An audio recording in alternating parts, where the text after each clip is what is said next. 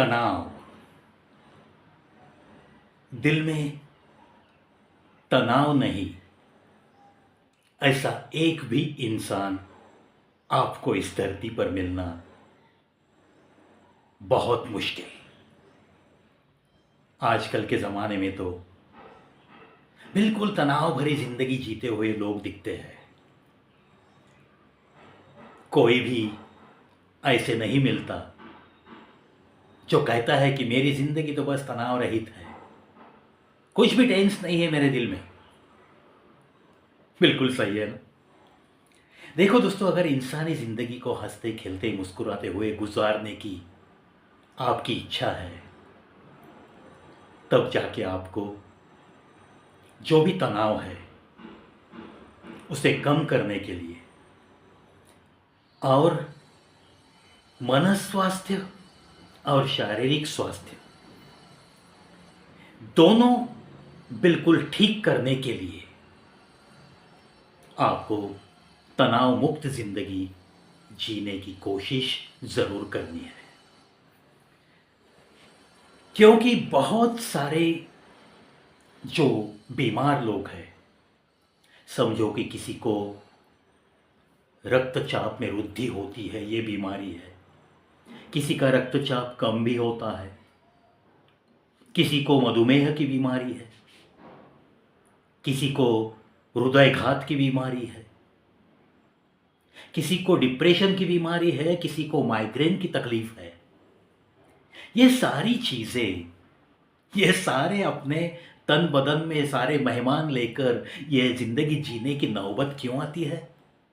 सिर्फ एक वजह है, वो है तनाव लेना। अब ये तनाव लेना और नहीं लेना, ये भी तो वैसे कहा जाए तो कहने वाली बातें हैं। कुछ लोग बड़े नाज के साथ कहते हैं, अरे यार मैं तो किसी चीज़ का तनाव नहीं लेता, मैं बस मस्ती में जीने वाला इंसान हूँ। लेकिन एकांत में जब वो लेटे लेटे सोचता है ना, सारे तनावों को करीब बुलाता है और जो बात जुबां पे नहीं आई वो बीमारियों के ज़रिए लोगों को पता चलने लगती है। अरे यार, वो इंसान XYZ वो डायबिटीज़ का शिकार हो गया, उसका तो BP भी हाई हो रहा है। अरे वो कभी कभी डिप्रेशन में रहता है यार।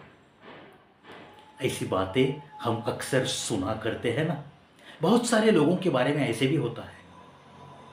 तो ये सारे जो मेहमान लोग आते हैं हमारे तन बदन में, ब्लड प्रेशर कहो, डायबिटीज़ कहो, माइग्रेन कहो, हार्ट के प्रॉब्लम कहो, दिमाग में दर्द होने का प्रॉब्लम कहो, ये सब कुछ बीमारियां सिर्फ एक तनाव की वजह से आती है। फिर इस तनाव से मुक्ति कैसे पाएंगे? हाँ, बड़े बड़े लोगों ने कहा है कि अरे भाई रोज़ाना थोड़ा सा ध्यान कीजिए। अब ये ध्यान करना ये कोई मामूली बात नहीं है, ये हर किसी के बस की बात तो नहीं है। ऐसा कह के इससे दूर भागने वाले भी बहुत सारे लोग हैं, लेकिन करना ही तो पड़ेगा। ध्यान का मतलब वैसे कहा जाए तो बहुत गहरा मतलब नहीं है यारो। जितना कठिन आप समझते हो उतनी कठिन ये बात नहीं है। ध्यान का मतलब है अपने मस्तिष्क को किसी एक जगह पे केंद्रित करना है। What it means? It means to give diversion to your mind and to focus on only one thing, whatever may be that thing.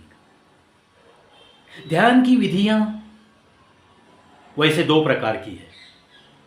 एक तो किसी चीज़ पे आप ध्यान रख के फोकस करके एक जगह पे बैठे ध्यानमग्न हो सकते हो।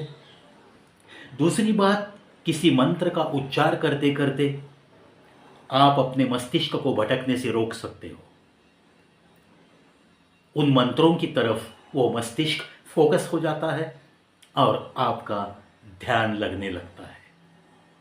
नतीजा, जो भी ख्याल आपके दिमाग में उमड़ते रहते हैं उनसे आहिस्ता आहिस्ता आप मुक्ति पाने लगते हैं। इसका मतलब यह है कि ध्यान से आपका तनाव आहिस्ता आहिस्ता दूर होने लगता है। चलो मैं मानता हूं कि आपको कोई ध्यान करने की ताकत नहीं है। ये जो मनुष्य है ना, जिसे आप भी मानते हो मैं भी मानता हूं कि ये उस परवरदिगार की देन है। हमें उस भगवान नाम की जो भी एक शक्ति है, उस शक्ति ने बना के इधर भेजा है, तो कुछ सोच समझ के भेजा होगा ना। हमें कोई ना कोई कला देकर अलंकृत करके इस धरती पे भेजा है। इस बात पे अगर आपको विश्वास है तो चलो ध्यान की बातें छोड़ देता हूं। खुद में जो कला छिपी है उस कला को थोड़ा सा खोजने की कोशिश कीजिए, और सिर्फ खोज कर बैठे मत रहिए। उस कला के जरिए आप ध्यान से जो फायदे मिलते हैं, कदाचित उससे ज्यादा फायदे कमा सकते हो। हम में क्या कला है? कला चित्रकारी भी हो सकती है, मेरे जैसे थोड़े बहुत प्रेजेंटेशन की कला भी हो सकती है, गायन की हो सकती है, नाचने की हो सकती है, कुछ अलग अलग बातों के अंदाज सिखाने की भी हो सकती है। कितनी सारी कलाएं हैं। कहते हैं ना, 64 आर्ट्स आर देयर। तो देखो, एक ना एक कला आप में जरूर छिपी हुई सी आपको नजर आएगी। उसे थोड़ा सा आपको बाहर निकालना है। बाहर निकाल के उस पर थोड़ा सा काम करना है। काम करना यानी कि मैं मानता हूं कि आपका दिन बहुत व्यस्त है, बहुत व्यस्त है। आपको बिल्कुल वक्त नहीं मिलता। आपकी कला को देने के लिए आपके पास आधा घंटा भी नहीं मिलता दिन में। चलो मानता हूं दिन में नहीं मिलता है। मैं विनती करूंगा, सोने से पहले सिर्फ 20 मिनट या 30 मिनट, कम से कम 20 मिनट आप में जो कला छिपी है उसे वक्त देना सीखो। चाहे किसी भी प्रकार की कला क्यों ना हो, रोजाना आपको उस कला के लिए एक आधा घंटा या 20 मिनट का वक्त निकालना ही पड़ेगा, चाहे दिन में हो या रात में हो। और फिर आहिस्ता आहिस्ता उस कला के जरिए आप सिर्फ खुद को आनंदित नहीं बनाते, बल्कि लोगों में संतोष बांट सकते हो। और इसी का फायदा होता है कि आपका जो तनाव है खुद का, वो तनाव आहिस्ता आहिस्ता कम होने लगता है। बीमारियां आपसे अपने आप दूर भागने लगती है। चलो मैं ये भी मानता हूं कि आपको खोज नहीं होती है कि आप में क्या कला है। एक सीधी साधी कला है। हमें जिसकी रुचि है ऐसे गीत सुनने की कला, ये तो बहुत सारे लोगों की हॉबी हो सकती है। गीत सुनना किसे नहीं पसंद दोस्तों? हर किसी को पसंद होता है। हर किसी की कोई ना कोई फिल्मी गीत सुनना, कोई शास्त्रीय गीत सुनना, कोई सिर्फ इंस्ट्रूमेंटल सुनना, हर प्रकार के गीत सुनने की रुचि आपको भीड़ में दिखती है। हर किसी के पास ये कला तो बिल्कुल रहेगी ना। तो ऐसी कला में आप मशगूल रह सकते हो। रोजाना आप एक खाली वक्त निकालो, आधा घंटा निकालो या आधा आधा घंटा 2 बार निकालो, या सोते समय, आजकल टेक्नोलॉजी बहुत आगे गई है, हेडफोन्स लगाइए।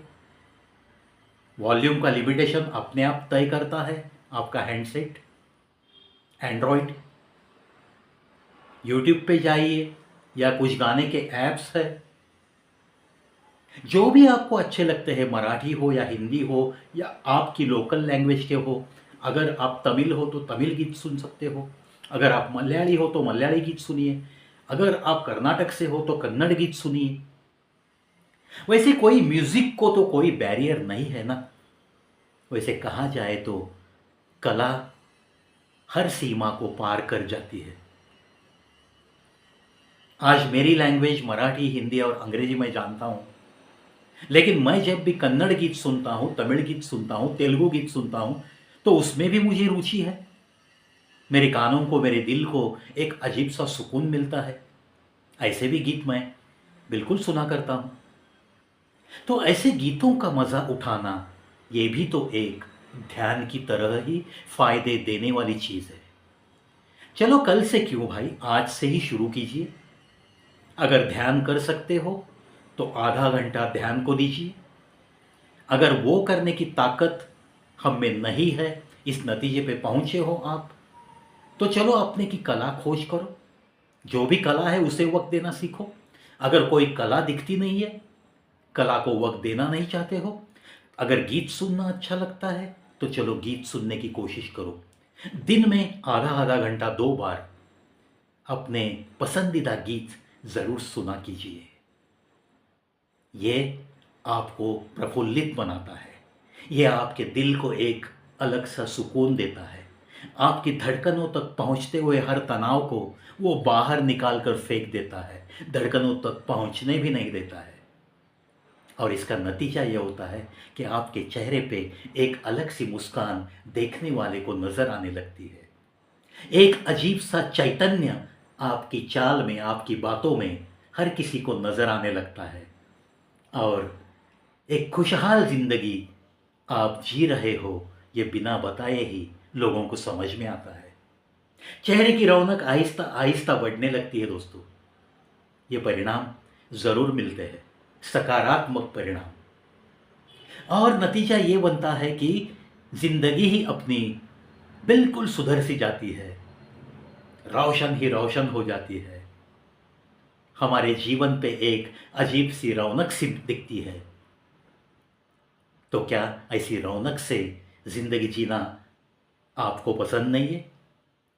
मैंने अभी अभी जो 2-4 बातें कही है, चलो उनका अमल करने की कोशिश कीजिए। सुनो सुनाओ और अपनी ज़िंदगी को कल से आज थोड़ा बेहतर बनाओ। इसी स्लोगन के साथ मैंने ये चैनल की शुरुआत की थी। तो ऐसे स्लोगन को कभी भुला न देना, कभी भुला न देना। क्योंकि जो चीज़ हमारे फ़ायदे की है, जो चीज़ हमें कुछ जीवन जीना सिखा सकती है, ऐसी चीज़ों की भरमार हमारे दिल में जब होती है, तब बाकी जो अनवांटेड चीज़ें होती है ना, जिनका कोई भी उपयोग नहीं है हमारी ज़िंदगी में, ऐसी चीज़ें आहिस्ता आहिस्ता हमारे दिल और दिमाग से बाहर जाने लगती है और ज़िंदगी मानो सुधरने ही लगती है। और यही तो कोशिश मरते दम तक हर इंसान को ज़रूर करनी चाहिए, ज़रूर करनी चाहिए। Wish you all the best for best life ahead.